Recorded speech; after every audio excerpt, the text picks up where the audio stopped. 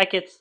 Okay, on this day in film history for August 22nd, start in 1986 with the release of Stand By Me. I think I talked about Stand By Me on this day for August 8th. It was limited release then. This is the wide release, directed by Rob Reiner. I mentioned, I think, on there the remarkable run Reiner was on, starting with This Is Spinal Tap, and we've got When Harry Met Sally and A Princess Bride. A Few Good Men, Stand By Me in about the middle of that.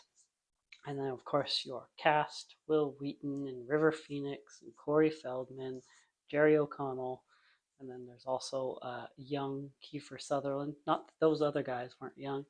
And I don't know, did this start like a trend? Because then in the early 90s, we had all these films with people narrating their lives when they were younger.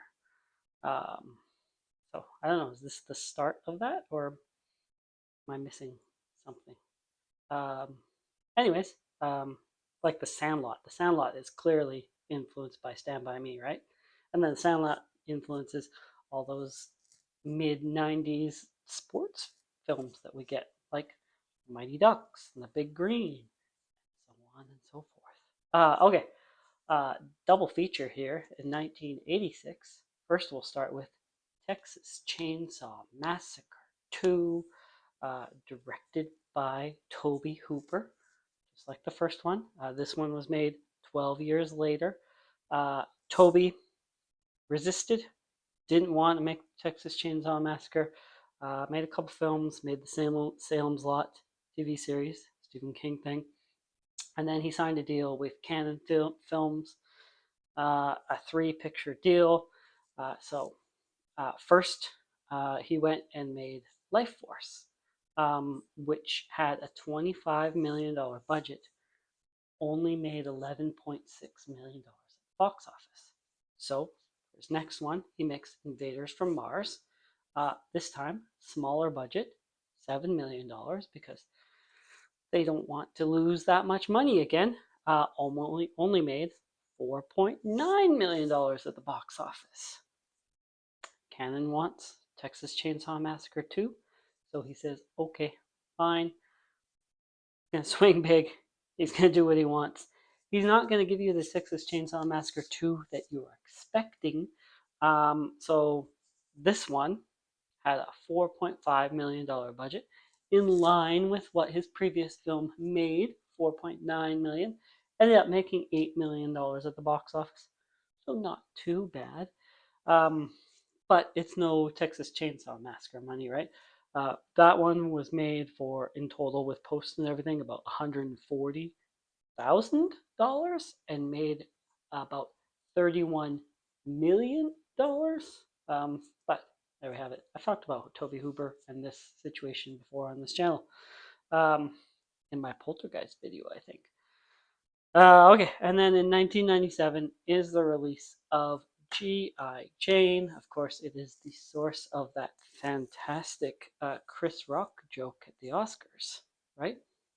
G.I. Jane, directed by Ridley Scott, starring Demi Moore and Viggo Mortensen. Do you say Demi or Demi? Demi? I can't say Demi now. Okay. The film had a $50 million budget, only made about $48 million at the box office. Ridley Scott's got a very, just pumps out those films, doesn't he? It debuted #1 at the box office and stayed that way for 2 weeks straight, but still did not make enough money to be considered not a bomb.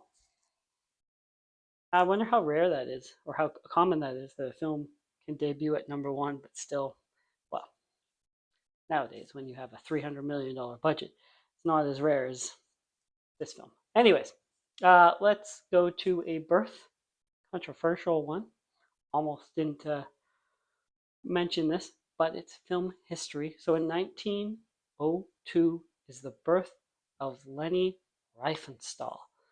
Leni is a German-born uh, female director. So born in 1902, she started her career as an actress in 1925 till 1929. She worked as an actress, and then she started directing films. She directed her first film in 1932.